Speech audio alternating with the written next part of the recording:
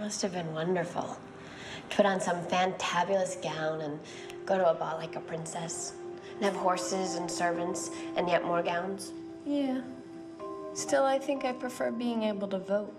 Reconsidering the Feminism of Joss Whedon by Natasha Simons is an article harshly criticizing Joss Whedon's main shows Buffy, Firefly, and Dollhouse, asserting that they're very anti-feminist. While she does make a few good points, for the most part her article makes it clear that she really doesn't understand the show. Any of them.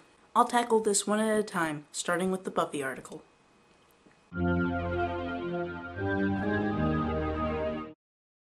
First of all, the huge picture at the start. It shows a large male vampire, Luke, holding Buffy by the throat, looking down at her menacingly while Buffy looks worried. He's a vampire! She's the Slayer! She is going to kill him in like 2 seconds! The whole point of vampires was to have this metaphor for problems that come up in high school, and Buffy and her friends defeat them, they overcome adversity, and thus provide role models for kids, teens. The idea of a vampire attacking the Slayer as representative of male dominance, even when taken out of context, is just ludicrous. The famous exchange between Whedon and a reporter, "Why do you write these strong female characters? Because you're still asking me that question," is bandied around the internet on a frequent basis, although this exchange was of his own imagining. While someone somewhere might have mistaken that for a real exchange, this is not the common interpretation. For the most part, it's understood that Joss gave that speech at Equality Now. We need equality. Kinda now.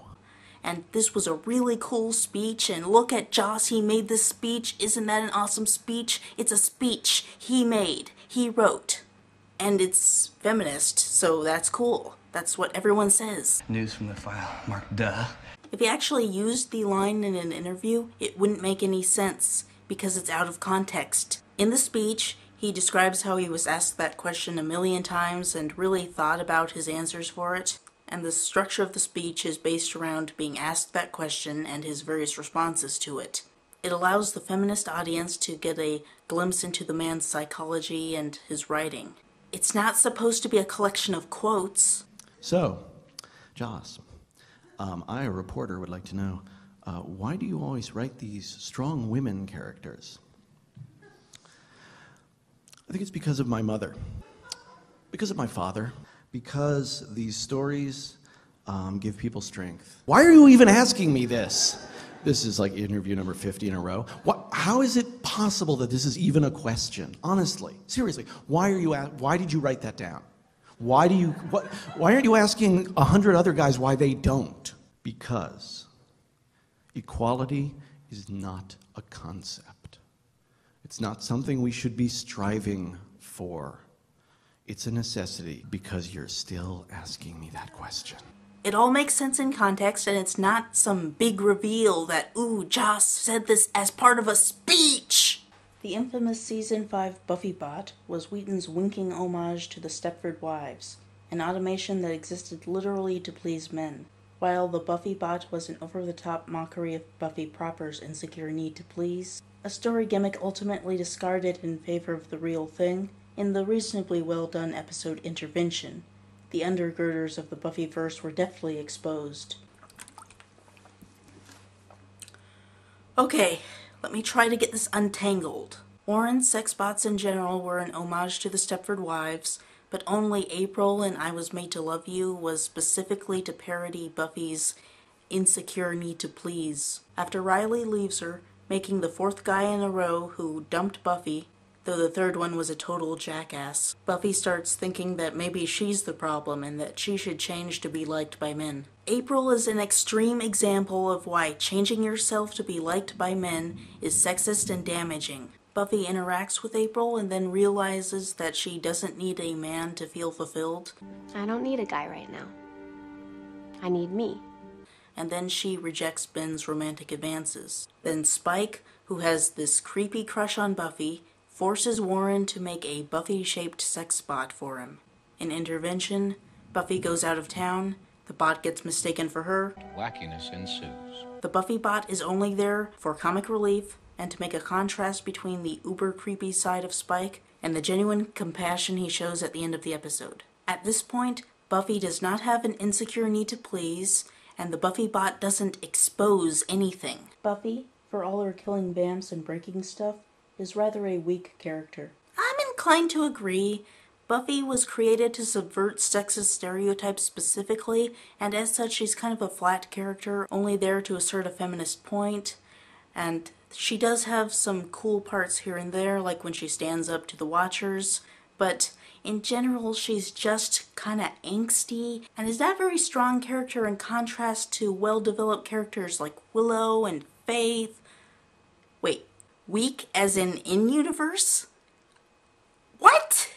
Let's consider that she, as a Slayer, descends from a line that was literally created by men, a formation that stems directly from the male anxiety over an inability to create life the way women do. And inherently problematic is the idea of the Watcher, a predominantly male presence that is the male gaze made manifest, a source of constant looking that is an explicit form of control. Yeah, and let's not forget that the show constantly depicts all these people trying to drink people's blood without their permission, and even kill them. This show is so immoral. Oh wait, those are the antagonists. The entire show is based around slaying them. Well, they're the bad guys. Okay, when applied to the early show, this is good criticism. When the story was first conceived, Joss probably didn't thoroughly examine the Watcher-Slayer dynamic. If he had, he probably would have concluded that it was anti-feminist. Yes.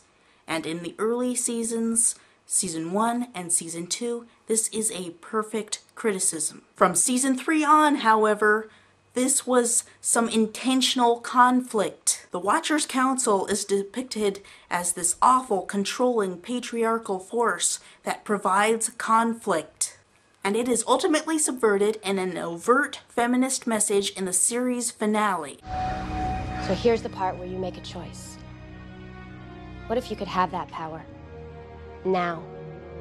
In every generation, one Slayer is born. Because a bunch of men who died thousands of years ago made up that rule. They were powerful men. This woman is more powerful than all of them combined. So I say we change the rule. I say my power should be our power. Tomorrow, Willow will use the essence of this scythe to change our destiny. From now on, every girl in the world who might be a Slayer will be a Slayer. Every girl who could have the power will have the power. Can stand up, will stand up. Slayers. Every one of us. Make your choice. Are you ready to be strong? This article does not even mention that. This is appallingly dishonest. At least mention it. It may not be perfect, but mention it. From Season 3 on, the Watchers Council is used to create an antagonistic force, allowing Buffy's feminism to show through as she fights this force. This makes such feminist criticism really displaced. It's just like saying, look, there's vampires, they're evil, therefore the show is evil. It completely ignores the function of narrative. I'm not working for them anymore. And how are the Watchers' male gaze made manifest? Male gaze is a feminist film theory term relating to how the camera is used to frame the gaze of the male audience so that they objectify women. It's because the camera appeals to the male gaze of the audience. Just a man watching isn't male gaze. Now, if Giles, as a watcher, was like Tony Stark ogling women, and this allowed the male audience to identify with this figure and ogle women through him, that would be an expression of male gaze. But just having the name Watcher and being a man does not make him male gaze made manifest. And Buffy is textually weak in all her relationships. And that's why she never physically abuses Spike, beating him to a bloody pulp while he moans pitifully about how you always hurt the one that you love. She's just too darn weak. She falls apart not only when Angel leaves her, but when Parker, yeah, you don't remember him either, doesn't want to pursue more than a one-night stand with her too. Buffy is supposed to be the typical teenage girl / young woman that the audience can relate to, and thus she doesn't have this superhuman apathy when it comes to men who she trusted betraying her. Even though the Buffy-Angel relationship may not be perfectly realistic, having shades of Twilight in there, and I'm not talking about the mystical dimension, Buffy's emotions are supposed to be genuine, relatable emotions. She cares about Angel, and then he leaves her because Buffy's mom interferes and tells Angel to break up with her because that would help Buffy live a normal life. Yeah, fat chance of that happening. Of course she would be broken up over it. I want a good, solid female character to relate to, not some sociopathic warrior. As for Parker, who I do remember, he manipulates her. He makes her think that this is the start of this genuine, ongoing, loving relationship, and then he dumps her. No, he doesn't dump her. He just doesn't call and lets her figure it out. And when she confronts him over it, he makes it seem like she's this absurd, clingy woman, and then makes crude references about it to his friends. Parker is a total jackass. And Buffy gets stung by him because that's how normal people react to betrayal. A girl's role model should not be this apathetic warrior, but someone with real emotions. Weakness in this way just makes for a good character. A good feminist character. Then Buffy saves his life, and Parker comes crawling back to her, and Buffy, who's under the curse of bad beer, knocks him on the head, and this has cathartic appeal that the Scoobies all appreciate. And Riley? Well, Riley. Despite being an almost universally despised character, because he's bland, not because he's super sexist or anything. It's like Superman. He's bland, and thus isn't well liked. Whedon sends Riley out in a flurry of pique at Buffy, after being caught having his blood sucked by a vampiress in a modern-day opium den. Let's get that one sorted. Riley sexually undermines his girlfriend of over a year with a vampire, then delivers her an ultimatum that she must essentially get over it, or he's leaving on a jet plane, don't know when he'll be back again. Never come back, Riley. She reacts with the appropriate level of scorn before Xander, the chronicler of Buffy's failures, lectures her on her failure as a girlfriend to Riley, her lack of adequate emotional support, her once-in-a-lifetime chance with this hulking, corn-fed sad sack, and she goes running after the helicopter like a dog in heat. It's truly infuriating. Yeah, with regard to the Riley storyline, they went for drama over feminist portrayal, and this is good criticism. This does, however, ignore the 7 previous episodes, which build up Riley feeling neglected and unloved. So the ultimatum is not based on simply Riley wanting Buffy to get over the prostitution metaphor, though the fact that he does want Buffy to get over him seeing the vampires is a good criticism. However, it is still wrong to refer to Buffy chasing after the helicopter that has her supposed one true love in it as like a dog in heat, which is essentially a bitch in heat, given that Buffy is female. She's not after him for his sexual prowess. Reducing women to sexual urges and then dismissing them is classic anti-feminism. Not Joss's anti-feminism, the author's. To top things off, Xander goes home to his loving, suitable girlfriend Anya, whom he near constantly belittles, but who makes him feel like a man. Okay, now that is a complete misrepresentation of that scene. Okay, so the general trend of Xander and Willow belittling Anya is something that I dislike, given that Anya is essentially like a foreigner. She doesn't know the native customs, and thus has this weird way of doing things as she tries to assimilate into American life. She came by her ignorance honestly, and she should be respected more. But he doesn't belittle her in that scene. He wants Anya to know that he loves her, because he had to live with Riley's secret that Buffy doesn't love Riley, but Buffy really did love Riley, and he wants his significant other to realize that so that she doesn't leave him like Riley left Buffy. The main part of that scene is Xander declaring his love, not celebrating his manliness. Xander says that she makes him feel like a man, like an adult, which is something that he's had trouble with. His friends are growing up and moving on with their lives, doing something beneficial, and Xander feels like he got left behind, but with Anya, loving Anya, he's able to feel legitimate in his identity. And this is a huge compliment to Anya. If the author, Natasha Simons, equates manhood with dominating women, then she has her own feminist issues in need of analysis. Whedon! Whedon! Whedon!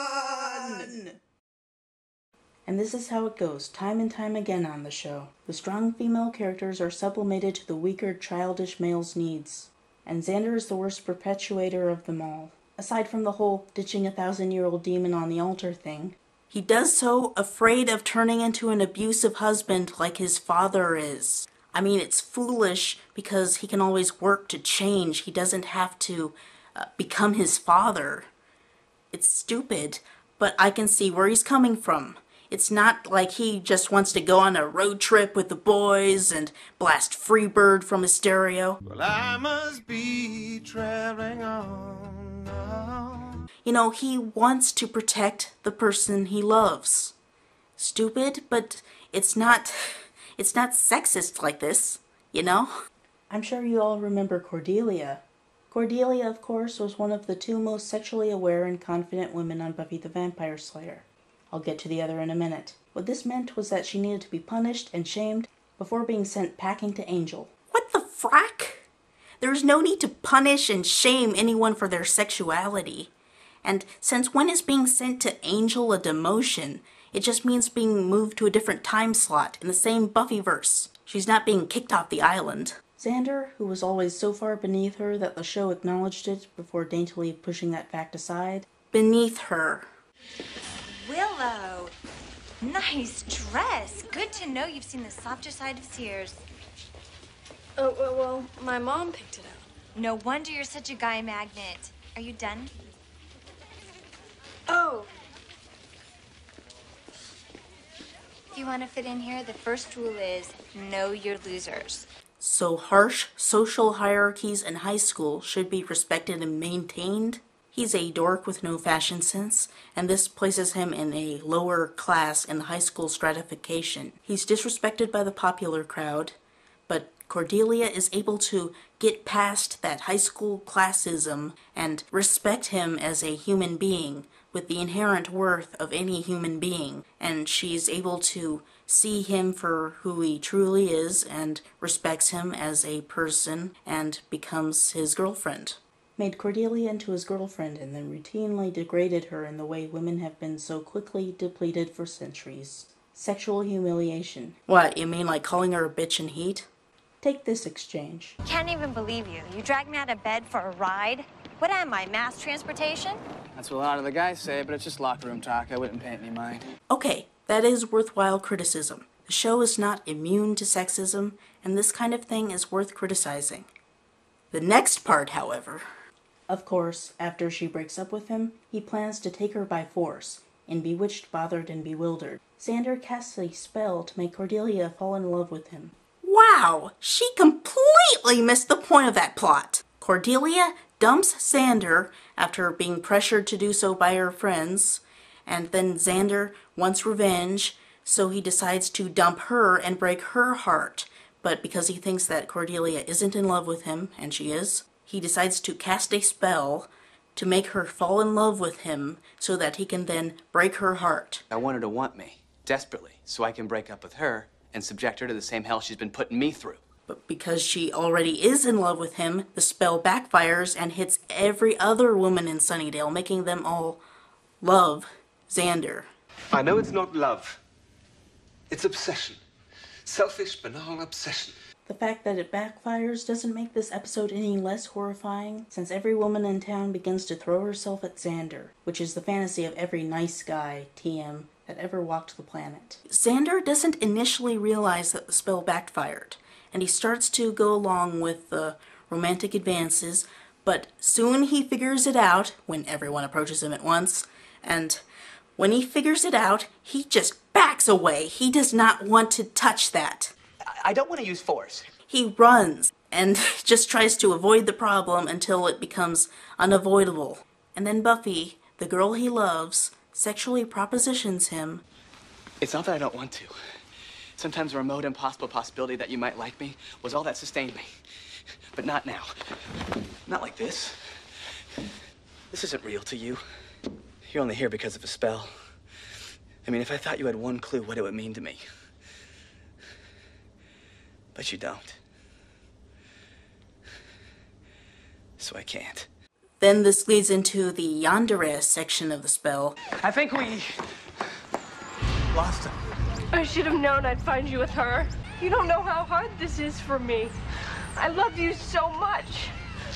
I'd rather see you dead than with that bitch. It is hardly a fantasy come true at this point. Even in the part where he's just walking down the hall and all the girls look at him with adoration and all the guys look angry at him. Look at Xander! He's terrified! And then, once Cordelia and Xander are back together, he cheats on her with Willow, a romance that exists literally to shepherd her off the show.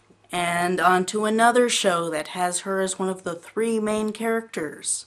Not a demotion. For good measure, Whedon writes in a plotline that leaves the intelligent Cordelia destitute and unable to go to USC, Duke, or Columbia, thereby keeping her on a Buffyverse show instead of just writing her out of the story altogether. Willow loves Buffy and Xander and would automatically stay in Sunnydale to pursue her academic career, but Cordelia wouldn't do that. So to keep her in the story and develop her character, give her powers, make her ascend into a god, they sent her to a different show. That's not a demotion! And any show tortures its characters for drama. It's not like Joss tortures the female characters specifically so that the men in the audience can get off. That's not what's going on. It's just dramatic storytelling. The same dramatic storytelling all over the place throughout history. Well, surely there are some intelligent and sexual women who are allowed to flourish on the show, right? Hey, Faith. As has been pointed out by the magnificent Buffy scholar Elusus Walks, Faith is essentially a foil for Buffy, her shadow self. Whereas Buffy has approved by Whedon's sex with her steadfast boyfriends whom she loves, Faith is a sexual free agent. You haven't discovered anything. This is referenced in the show. Buffy, reading her teacher's mind for analysis on the Othello character Iago, comes up with this. He sort of admits himself that his motives are spurious. He does things because he enjoys them. It's like he's not really a person. He's the dark half of Othello himself. Given that this soon leads into Buffy feeling jealous of Faith, I highly suspect that it is commentary on Faith's role in the story. When Buffy has a one-night stand, it leaves her scarred and miserable. When Faith has one-night stands, she uses them for revelry around a table at the Bronze. Buffy has a one-night stand in the same way that she engages in foreplay with Spike on the bathroom floor. Parker had a one-night stand with her. She had sex with a boy with whom she was developing a long-term committed relationship. He betrayed her. She's allowed to enjoy this privilege for about half a season before we find out the truth. She's crazy. A hysterical womb on 2 legs. After this point, season 3, Bad Girls, Faith is never crazy. But I'm starting to think that you might be. She accidentally kills an innocent and then just bottles up her emotions inside. She refuses to deal and as such becomes addicted to the thrill of killing. And then she becomes a villain. She joins the mayor and becomes his assassin. Villain? Yes. Crazy? No. Faith is verbally and physically abused for her sexual agency. Willow regularly calls her a slut. I'm not sure about physically abused, but verbally, yes, that is good criticism. Same with the Cordelia thing. This kind of slut-shaming should not go on. It is worth criticizing. References to a woman being sexually free shouldn't be the go-to insult, like calling one a bitch in heat as she chases after her supposedly perfect boyfriend. Buffy, the dog-faced girl. Tara can smell something off about her when Faith is in Buffy's body. Because she can read auras! Auras have nothing to do with sexuality. Faith's aura was corrupting Buffy's aura. Tara could see it because she's supernatural in that way. A person's energy has a flow, a unity. Buffy's was fragmented. It grated, like something forced in where it doesn't belong. Her inability to restrain her out-of-control desires leads her to pursue seduction of Angel, who resists, and delivers her into Buffy's pure and unviolable waiting hands. What? When? In the episode Enemies, Faith is sent by the mayor to go make Angel lose his soul by sleeping with him. That's why Faith is trying to seduce Angel, because of some intelligent conspiracy. She is a knowing manipulator, not out of control. What the heck? When Angel pretends to lose his soul to go undercover, Faith then pursues a relationship with him because Angelus is sexy in that sadistic way, and she wants to torture Buffy with him. It's twisted, but it's entirely consensual. It's not out of control. What the heck? You'll recall when Angel did take Buffy, he lost his soul and killed another charming brunette, Jenny Calendar, an act that several of the characters explicitly blame on Buffy's sexual agency. Anyone besides Xander? Xander's kind of a jerk, you know. Giles seems to be totally on Buffy's side and insisting that she is in the right position in the conflict. This is all my fault. I don't believe it is. If it's guilt you're looking for, Buffy, I'm not your man. All you will get from me is my support. And my respect. The next time Buffy gets out of control in bed, she's trapped in a vacuum of endless sex and nearly brings the house down around the Initiative's ears. Season 4, Where the Wild Things Are. She doesn't get out of control in bed. She and Riley, having consensual, loving sex, accidentally awakens these ghosts who were abused by this evil Christian woman who abused them, shamed them for being sexual, because she thought that was her Christian duty, and she was honored by her community despite being this horrible person, and Giles calls her out on it. You traumatized and abused these children who no doubt become extremely disturbed adults. You have ruined lives, Mrs. Holt. Furthermore, what you did has now manifested itself as a malevolent presence which threatens still more lives. You have a great deal to answer for. We're all hating that Christian woman. Not Buffy, not Riley. Again and again, we're shown that a woman's sexual actions are dangerous. It's Sunnydale! Looking at linoleum is dangerous. Anything dramatic, like sex and relationships, is going to be connected with the main plotline, which is usually very dangerous due to the inherent nature of the show. Look at Xander, the demon magnet. He always gets into these situations where he tries to have sex with a girl and then the girl tries to eat him. On the other hand, Anya is completely free with her sexuality, has sex with Xander all the time, and doesn't have any kind of reservation about it.